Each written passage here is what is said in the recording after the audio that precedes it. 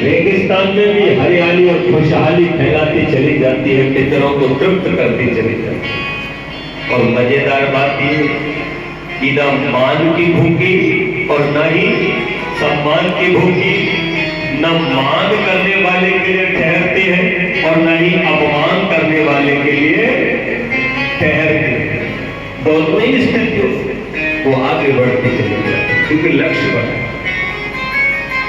नदी शायद कभी नहीं सोचती कि मैंने किसी को पानी पिलाया, वो कभी नहीं सोचती कि मैंने किसी को भोजन करा दिया, वो कभी नहीं सोचती कि मैंने दूसरों को सुख दिया। वृक्ष ऐसा कभी नहीं सोचते, वो तो बस धूप में जल रहे हैं और अपने नीचे खड़े होने वाले को धूप से बचा सुख देते। सारी प्रकृति देखो, सब सुख दे रही है। नदियां सुख दे रही है, वृक्ष हम सबको सुख दे रहे हैं, सूरज हम सबको सुख दे रहा है, चंद्रमा हम सबको सुख दे रहा है, ये धरती हमको हर पल सुख दे रही है। एक बीज बो देते हैं सरसों का, हजारों दाने बदले में हमको दे देते। और साथ में हमने तो कभी सोचा भी नहीं था कि हमने गाय बांधी हुई है या भैंस बांधी हुई है। हमने तो गेहूं केवल अपने लिए बोया था, हम तो भूल ही गए थे अपनी गाय भैंस। लेकिन दयालु परमेश्वर ने कहा तुमको मैं गेहूं जरूर दूंगा, लेकिन मैंने ही बनाई है भैंस और गाय, ये भी तुम्हारे लिए ही दूध दे रही है, ये भी तुम्हारे लिए ही है, लेकिन फिर भी इसके भोजन का इंतजाम मैं करूं। और वो भूसे का इंतजाम करते, वो लोग करते रहे। हमने कहा बोया भूसा, हमने भूसा दे, हमने चारा दे, ये तो भगवान की व्यवस्था है। हमें भी हमारा अन्न बढ़ा करके दे देता है और साथ में पशुओं के लिए भी चारा दे देता है।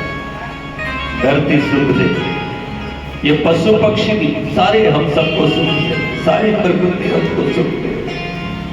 तो क्या हम लोगों को भी ऐसा ही नहीं होना चाहिए? श्री राम कथा को सुनकर ये रिजल्ट आना चाहिए कि मैं भी वृक्षों की तरह तप करके, नदी की तरह तप करके, धरती की तरह, सूरज की तरह तप करके औरों को सुख दूंगा, क्योंकि यही मेरे पिता का स्वभाव है, परमेश्वर का। तो ये मेरा भी स्वभाव होना चाहिए।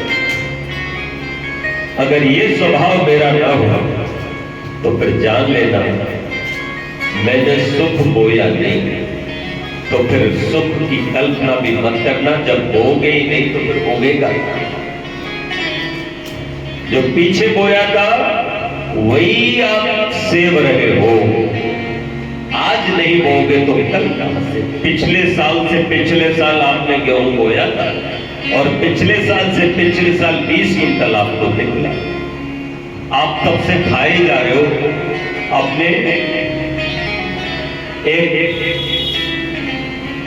स्थान पर गेहूं को सुरक्षित रख लिया, उठिया उस पर से निकाल कर खा रहे, निकाल कर खा रहे। लेकिन बोया तो पिछले साल भी नहीं, तो इस साल भी नहीं मिला। और अब जो रह गया है वो भी 6 महीने का रह गया है। मुझे बताओ 6 महीने के बाद फिर क्या होगा? बोया नहीं, या तो उधार लेना पड़ेगा किसी से कि भैया दे दे, आगे तेरा लौटा, और कोई ना दे तो बिना बोले के कोई क्यों दे। ऐसे ही सत्कर्म है, अगर करोगे तो उनका फल सुख के रूप में भविष्य में मिलेगा। अभी वर्तमान में जो कुछ भी मिला है वो पिछले किए हुए कर्मों का भी फल है और वर्तमान का पुरुषार्थ भी। लेकिन भविष्य के लिए क्या जोड़ो? इसीलिए वेद के अनेक मंत्र हैं जिनका रसास्वादन आपको करना चाहिए। कुछ मंत्रों का आगे चल करके ऋषि विश्वामित्र जी के मुखार बिंदु से हम भी रसास्वादन करवाए, क्योंकि श्री राम 14 वर्ष वन में रहे और उससे पहले भी कुछ वर्षों तक विश्वामित्र जी के साथ रहे और वहां उन्होंने अनुसंधान की, अनेक प्रकार के दिव्य अस्त्र शस्त्रों को चलाना सीखा। विश्वामित्र जी यूं ही राम को, लक्ष्मण को मांग